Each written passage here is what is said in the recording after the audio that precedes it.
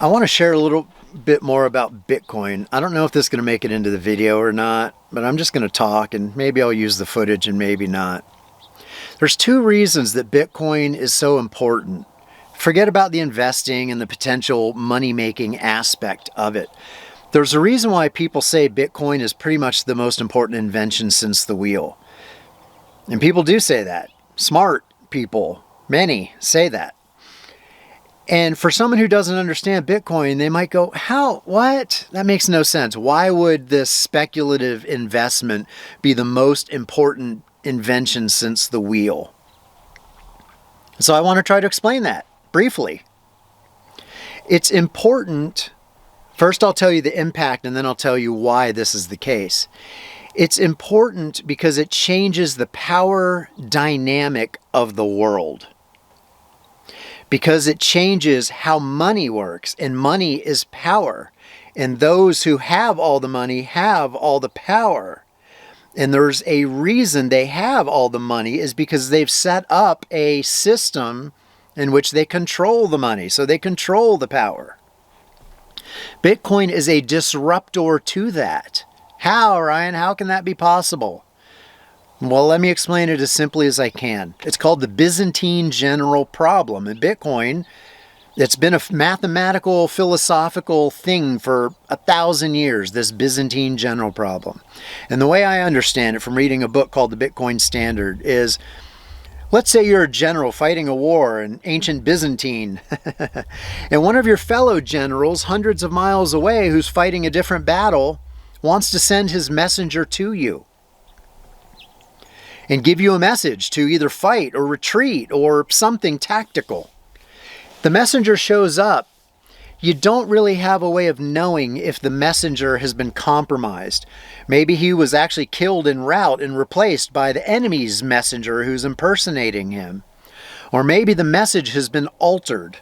There was no true, and it's a complex topic, but there was no true way of really knowing if information had been altered or replaced en route. And when you apply that to banking and money, there's no true way of knowing if money is being spent in multiple places simultaneously so that the credit and debit system is actually being manipulated, defrauded.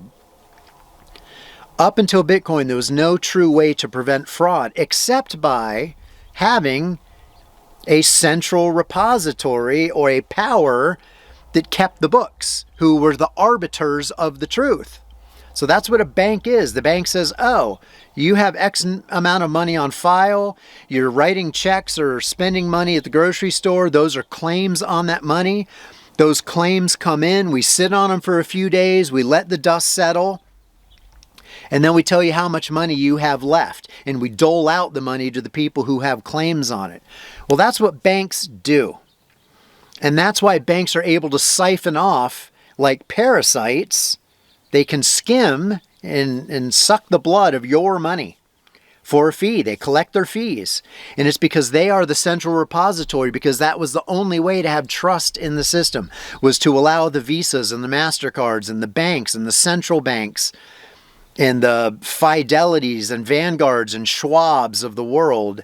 We have to put our faith in them to make sure our money is not stolen and is kept safe, and no one can make claims on our money that isn't accurately true. Well, guess what Bitcoin does? Takes away the need for those entities. And if you're taking away the need for a bank or a Charles Schwab to be the arbiter of truth, you take away their rationale for even existing in the first place, which means you get to control your money. And no one can siphon off any of it under the guise of inflation. And inflation and central banks and how they print money is a whole nother aspect that Bitcoin also prevents. So not only does it become the pure, mathematically simple, elegant arbiter of truth, it does it instantly between two parties around the world, almost instantaneously. It's absolutely secure and unbreakable. It gets rid of the need for banks. It gets rid of the need for governments to be the printers of money. And for those reasons, and there's many more, It also prevents war because wars are financed by infinite money printing. It takes, all right, so that's the other angle, and I'm not going to go too deeply into it, but governments right now print money. Bitcoin gets the government, potentially, gets the governments of the world out of the money creation business and puts it back into the hands of humans, us. And Bitcoin is the printer of money, but it's scarce. You can only print 21 million Bitcoins. So it's scarce, which has massive ramifications when it comes to inflation. So if you're pissed that inflation is eroding your purchasing power, Bitcoin's the solution. If you've ever bounced a check and the bank takes $35 as a fee because you bounced a check, Bitcoin is the solution. If you're pissed that the government is sending money to countries to bomb innocent people around the world, they can only do that because they can print infinite amounts of money, which allows them to wage infinite amounts of war. Bitcoin is the solution. I'm going to have to leave it there.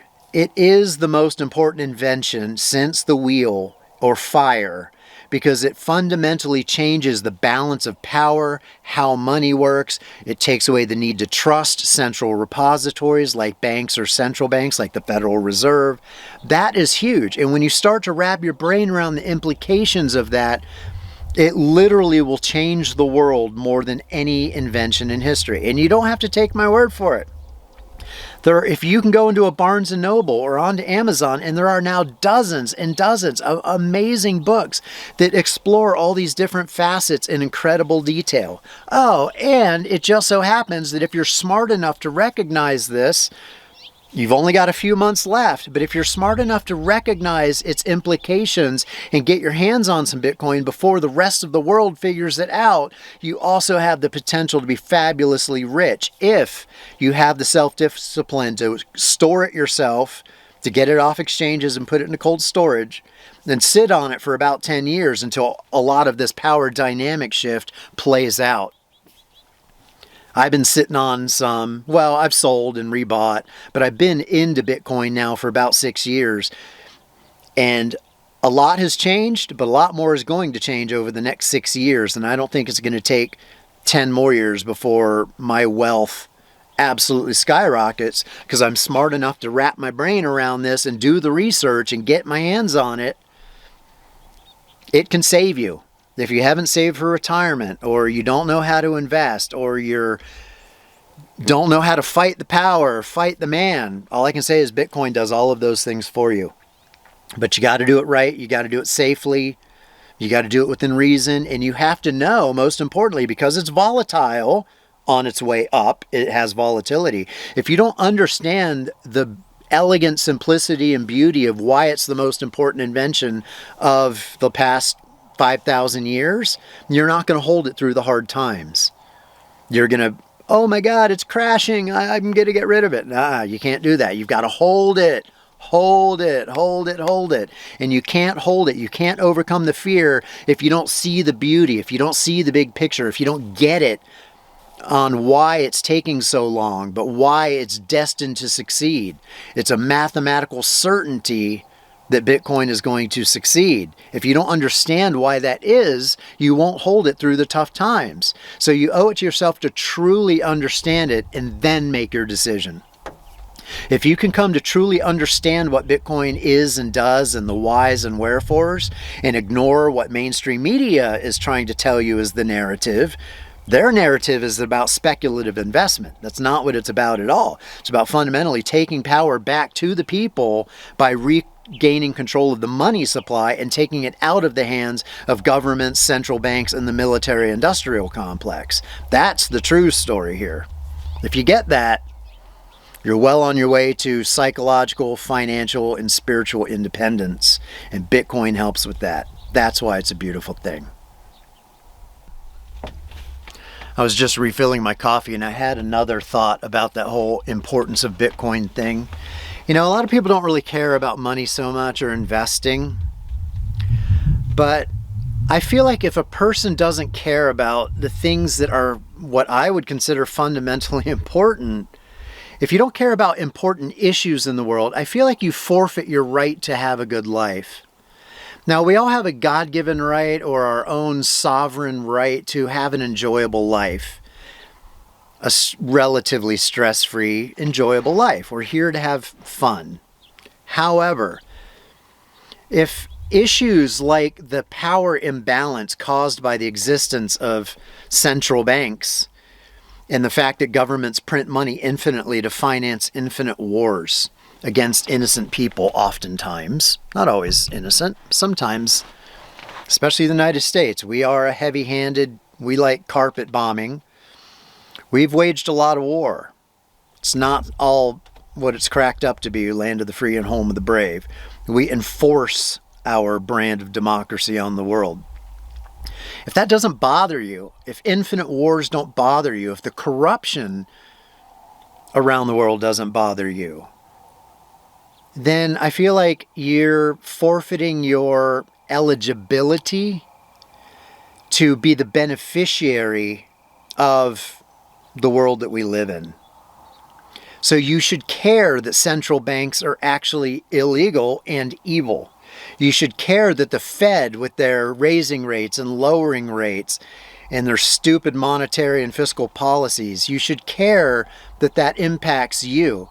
And if you're an American and you're relatively well off so that you don't care, you should care, because our financial policies have ramifications to billions of people around the world who are living in regimes, financial regimes, where they can't escape their own hyperinflating currency, or they don't have access to banking services, or where the U.S. government is skimming the natural resources of those countries.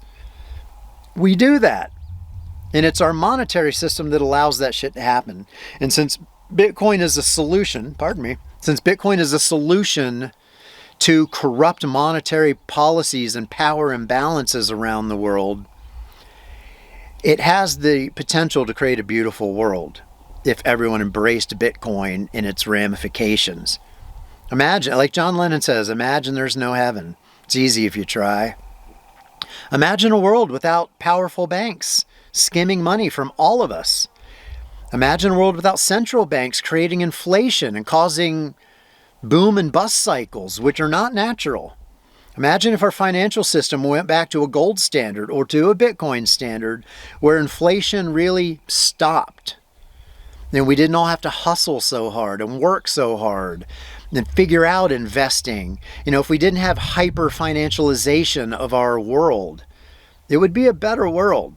Bitcoin is a solution to that. So if you don't care about any of that, well, fuck you. That means you don't care about people. And I have a problem with that, and I have a problem with you. So I don't mean to flip you the bird and say fuck you, because if you're watching this, you're probably not that person. But for all those who don't care about the power imbalances of the world, you're an asshole. You don't deserve Bitcoin. But if you're not an asshole, then you do deserve Bitcoin, but you won't benefit from it if you don't learn about it and embrace it. Thank you for coming to my TED Talk.